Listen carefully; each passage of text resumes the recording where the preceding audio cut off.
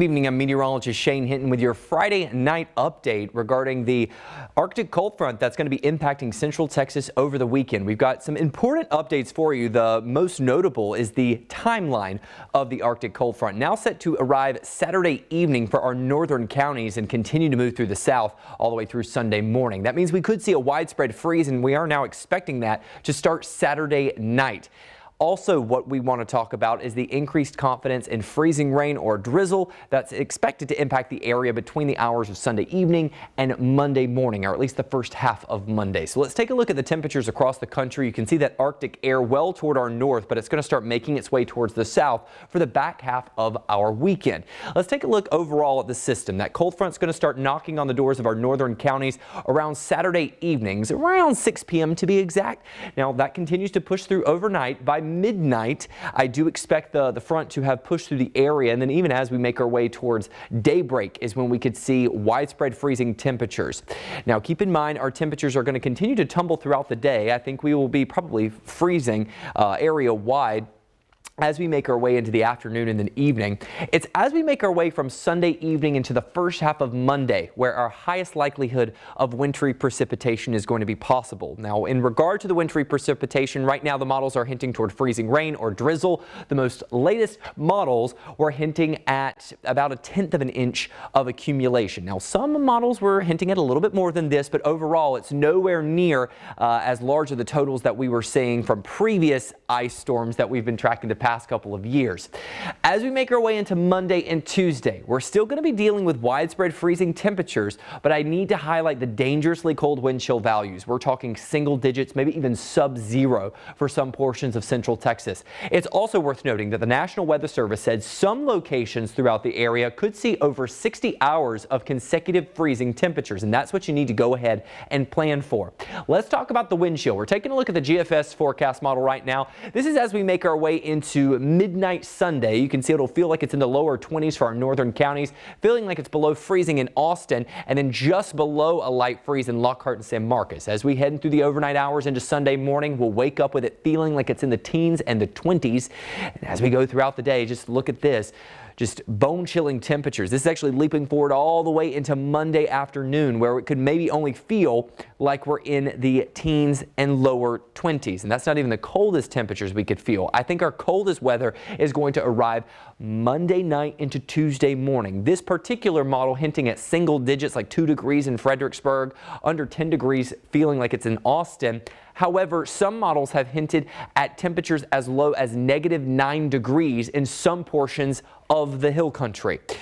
As we take a look at the ice accumulation forecast models, I'm giving you a look at the graph model. This is one of our high resolution forecast models that this event is now falling within the time frame that it can pick up on.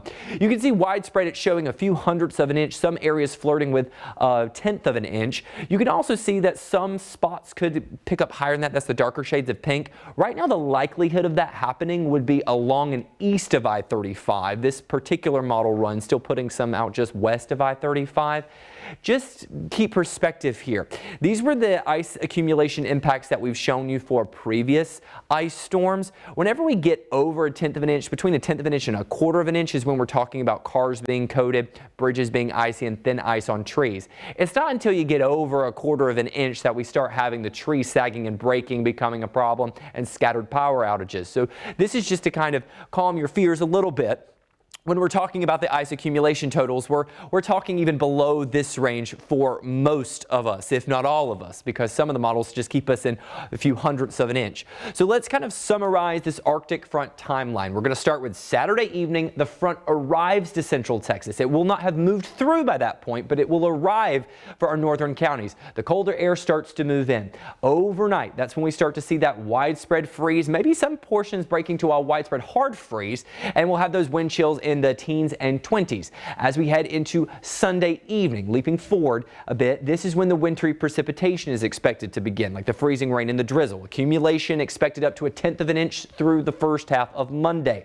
Monday morning, we stick with a widespread hard freeze, lows in the teens, feels like temperatures even lower than that with scattered freezing rain.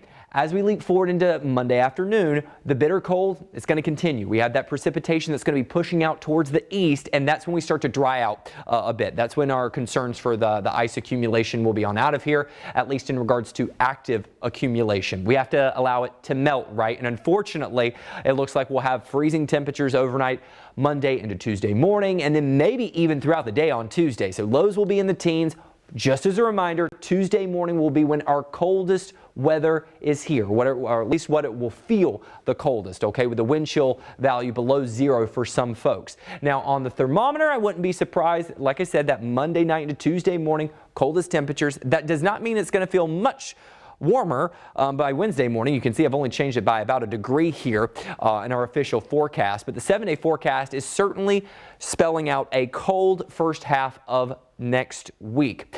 So once again, talking about our chances here, we're talking maybe a 20% late Sunday evening, 30% chance for some freezing rain overnight, then a 40% chance for the first half of Monday. We'll stick with the cold temperatures. Maybe, I have to highlight this, I've got a high of 33 on Tuesday. That's just because we are expecting to see more sunshine. I would not be surprised if we hit 32. If we sit at 32, that means technically we're still at freezing. I think if any accumulation occurs, the best time for it to melt is actually going to be in the time frame when we make it into Wednesday afternoon, when our temperatures are safely above freezing in the mid 40s. Still going to be cold, but it's just not going to be Arctic cold. I want to go ahead and throw this out on your radar. I know it's still very far out and we have to get through this particular cold front first before we start talking about the end of next week. We do have forecast models hinting at another cold front. Now, right now, the numbers don't look nearly as strong as the one that we're going to be tracking for this upcoming weekend. And also, the precipitation really not being picked up with this particular front just yet, if it even does so at all. But I just want to go ahead and put that on your personal radar that is what we are going to be tracking. So here's a full look at your 7-day forecast. We are going to continue to monitor all the updates for you. You can stay up to date on air and online, also on KVUE+. We also encourage you to download the KVUE News app. It's free, and you can track the system with us and also get all the alerts sent directly to your phone for free. Once again, here in the KVUE Weather Center, we will continue to monitor all updates regarding this upcoming Arctic cold front and provide updates on air, online, and on KVUE+.